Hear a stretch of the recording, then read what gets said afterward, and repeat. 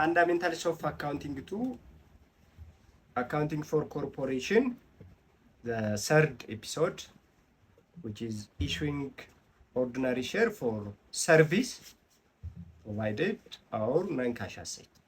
Meaning, whenever you transact the newly issued shares, either for as compensation for the service provided by someone, it can be legal attorney that may consult your business, it can be accountant that may perform any accounting service for your business, it can be any person in managerial capacity to establish your business or whatever.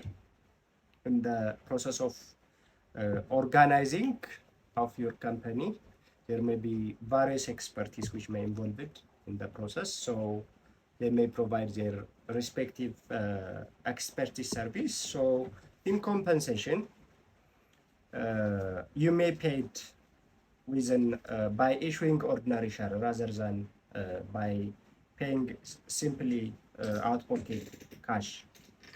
So if that is the case, how do we account such issued share for such purpose? Plus ሁለተኛ ኢሹ ደግሞ የምናየው whenever you transact shares with non-cash asset, ከካሽ ውጭ ለሆኑ ሪሶርሶች ብንሸጥስ፣ ለምሳሌ በፊክስድ አሴቶች፣ ለምሳሌ for land, for building, for equipment, furniture or whatever any other form of asset transact ብናደርግ, how do you record at the time of transaction and by what amount we are going to record? So if that is the case, the amount will be measurement issue ማለታችን ነው። cost, either the fair value of the consideration given up and the amount ብለን የምንቆጥረው ወይም ሪከርድ የምናደርገው at the time of issuance for such service or non-cash asset, and then fair value of the market, fair market value of the shares ማለት ነው። the resource that we given up ማለት የሰጠነውን ሼር ማርኬት ቫልዩ ወይም ደግሞ ማርኬት ቫልዩ ኦፍ ዘ ኮንሲደሬሽን ወር ሪሲቭድ ወይ ሪሲቭ ያደረግነው ሰርቪስ ወይ ሪሲቭ ያደረግነው non-cash asset or whatever ማለት ነው። whichever is more clearly determinable by the time of transaction, clearly determinable የሆነ feasible በሆነ መንገድ አናላይዝ አድርገን ማግኘት የምንችለው from the market or whatever። ይሄ ምንድነው የሚባለው? ኮምፒቲቲቭ የሆነ ማርኬት ላይ የትኛው ፌር ማርኬት ቫልዩ ነው ቬብል፣ እኛ የምንሰጣቸው ሼር ማርኬት ቫልዩ ነው ወይስ ሪሲቭ ኦን ዘ ሪተርን ሪሲቭ የምናደርገው ሰርቪስ እና ነንካሽ አሴት ነው ማርኬት ቫልዩ ክሊርሊ አሰስ ማድረግ የምንችለው? ከሁለት አንዱ መውሰድ እንችላለን። ሶ የተቀበልነው ሰርቪስ እና አሴት ነንካሽ አሴት ማርኬት ፕራይሱ አንዲተርማይኔብል ከሆነ and የሰጠናቸው ሼር ማርኬት ቫልዩ ፊዚብሊ ዲተርማይኔብል ከሆነ we can take the fair market value of the share that we are going to give up ማለት ነው። while on the reverse direction ደግሞ የኛ ሼር ማርኬት ቫልዩ ኢዚሊ ፊዚብል ካልሆነና የተቀበልነው የምንቀበለው ሪሶርስ ማርኬት ቫልዩ ደግሞ ኢዚሊ አይደንቲፋይብል ሜጀረብል ወይ ዲተርማይነብል ከሆነ we can take it. So whichever is determinable, you can take as cost ማለት ነው። ግን ነው ነገርየው። So as cost መውሰድ ያለብን at the time of issuance for service and non-cash asset ወይ የምንሰጠውን ሼር ፌር ማርኬት ቫልዩ ወይም የምንቀበለውን ሰርቪስ እና non-cash asset ፌር ማርኬት ቫልዩ whichever is clearly determinable ነው። So in either side ከሆነ it is simple። ግን ምናልባት ሁለቱም assets, the resource that we given up as well as the resource that we are going to receive fair market valueቸው easily determinable ከሆነ mostly IFRS ምንድነው የሚያበረታታው? ያ ማለት you can take anyone, but IFRS ግን የሚደግፈው የሪሶርስ that we are going to receive market value can be used as a best measurement for cost of shares that we are going to issue for service or for non-cash asset ማለት ነው።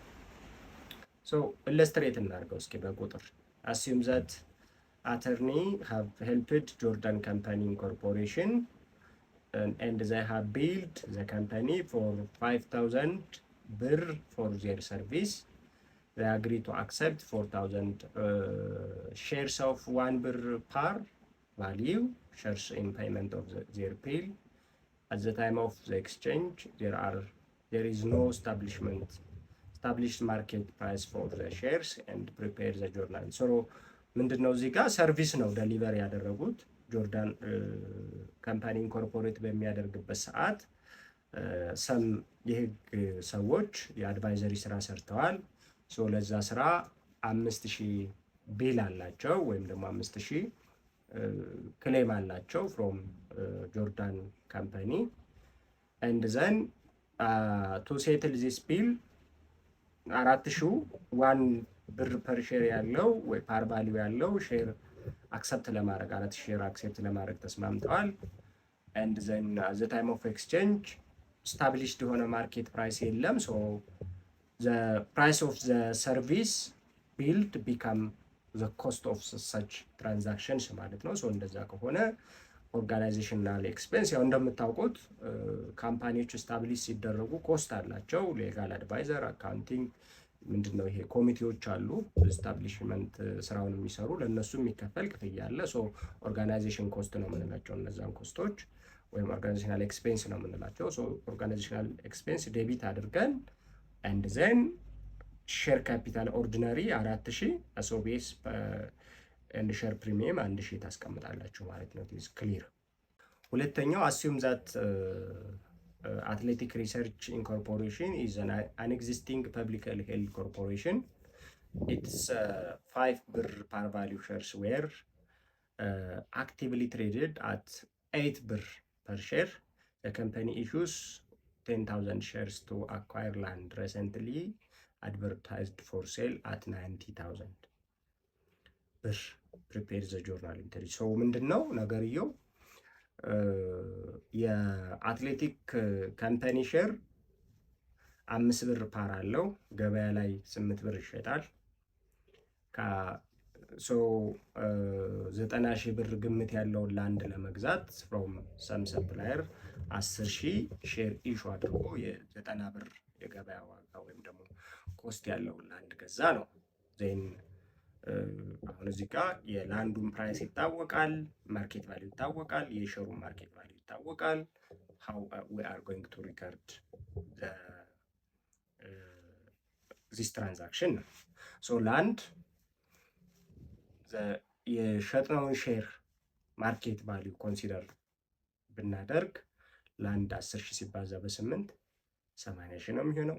ሼር ካፒታል ኦርዲናሪ ፓር ቫልዩ አባዙት 10,000 ሲባዛ በ5 50,000 ነው የሚሆነው። ሼር ፕሪሚየም ኦርዲናሪ ከፓር ቫልዩ በላይ ያለው 8 ሲቀነስ 5 3 ነው። 3 ሲባዛ በ10,000 30,000 ክሬዲት እናደርጋለን።